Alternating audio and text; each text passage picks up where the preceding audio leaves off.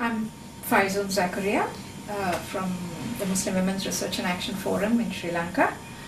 We have been working on the issue of not only looking at Muslim society and critiquing the state of the society itself, but also trying to forge a kind of multi-ethnic, pluralistic identity which is Sri Lankan, which is kind of all-encompassing. And we have a very clear vision that we want to do away with this concept of majority-minority, because Muslims are a minority in Sri Lanka. So we are very clear that while critiquing Muslim society itself, we also want to see that we don't fall into this narrow ethno-religious or ethno-cultural blocks. So, I mean, that vision is very clear, and I think as an organization working with Muslims and with non-Muslims, we are the only women's organization that is taking on this, although we come from minority cultural backgrounds, if you may say. The fact is that we have never been secular, because right from the time of independence in 1948, what was installed, we have a British colonial heritage.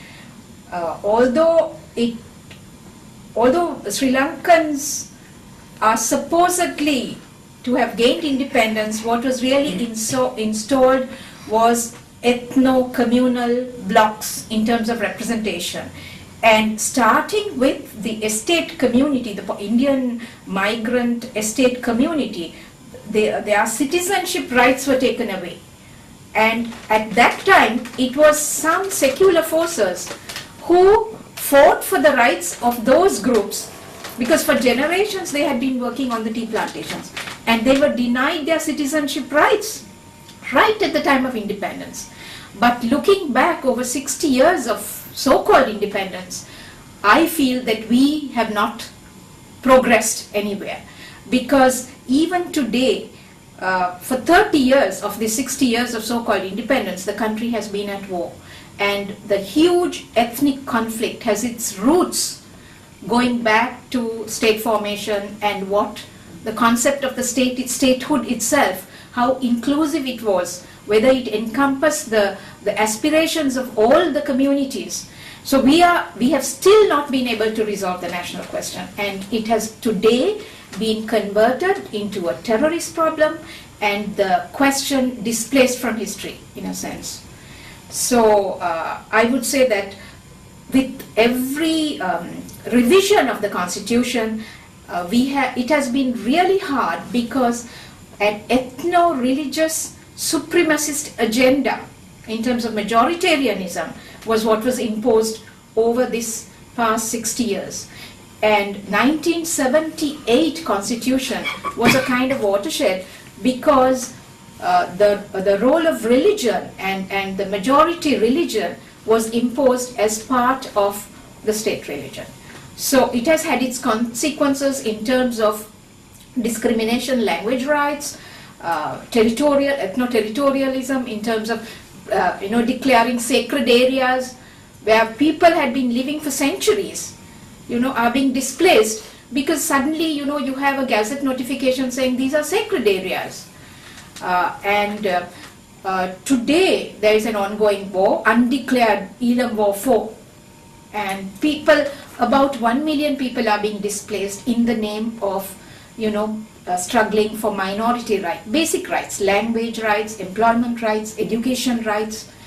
The Muslim community has been embroiled in this conflict, not directly, but as the consequences of the conflict has had its results. Because although what we see is the major national ethnic conflict, there are several ongoing conflicts, I would say, because Sri Lanka is in a state of crisis, paralysis. The justice system, the rule of law has broken down. There is a sense of impunity. We are under emergency regulations. The minorities are being hounded on a daily basis because they are suspected of terrorist links. You cannot speak out. There is no space for dissent. Media is being suppressed in a big way, right to information control. And Sri Lanka is the third most dangerous country in the world for journalists. Media people have been harassed, killed, abducted, maimed. So we are living in, I think, nobody is talking about the terrorism of the state and what it is doing to people, displacement of people, livelihoods being deprived of, insecurity, personal insecurity. You have to register with the police. No friend from the north can come and stay with me in the south. There's freedom of mobility that is being curtailed. So in this climate, finally what we are saddled with is that the space that was there for secular forces to speak out is being progressively silenced, because anyone who speaks out is alleged to have links with the terrorists or the tigers. So on that pretext, several people have been arrested, and sometimes we don't know, disappearances are also becoming very common, and that is the white van syndrome. Today there is a person who writes some article in the papers, the next day he's missing, she is missing. And violence is going unreported. Violence against women, sexual violence, abuse, because especially in the war zone, which is mostly in the north and east, one sees that paramilitary forces are also in operation. This is like the dark era we had in the 70s with the southern insurgents. And what it has done to women is that, building up this broader women's movement based on basic rights, human rights, right to livelihood, right to movement, mobility, all those things, we are having difficulty because reaching across all other ethnic groups, trying to build an overarching, women's base is really very tough now. So what we are experiencing is kind of block formation, and when very few people are able to speak out and reach out on a rights basis. So this is a big dilemma. The left forces that were active at one time have now been co-opted into this government grand plan, and they are sitting with the government. So they want to keep their power blocks intact, and they are going with this agenda of the government.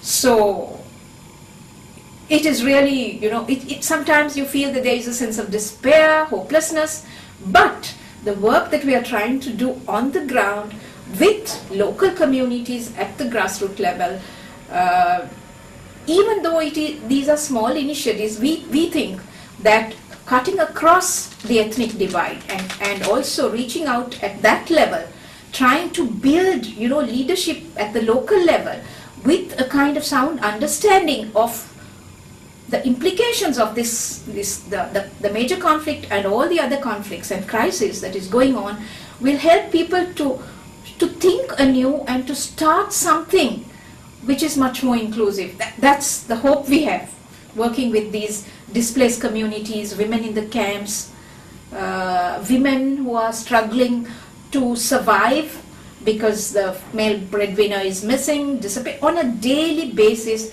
Sri Lanka news, we hear of disappearances, killings on a daily basis. So you can just imagine the situation back at home. So it's kind of getting more and more fragmented, but the government is trying to hold the community by force.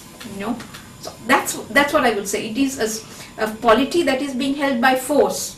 I mean, that's what I would like to. So there are a lot of challenges to peace building itself, and how much hope. Even if the government feels that militaristically it can win the war, the national question has become intractable. So unless we come with a viable political solution that recognizes the rights of communities, of all communities, as part of being citizens of this country, citizenship will have no meaning. Because we come from minority contexts, and we feel, how minorities have been treated over the last several years. Although we want to be citizens in the real political sense, we cannot. We can't relate, and we are struggling to relate because the state seems to have marginalized us. But we think that we want to be citizens, in a different political environment, which has to be recreated. So that may be a dream.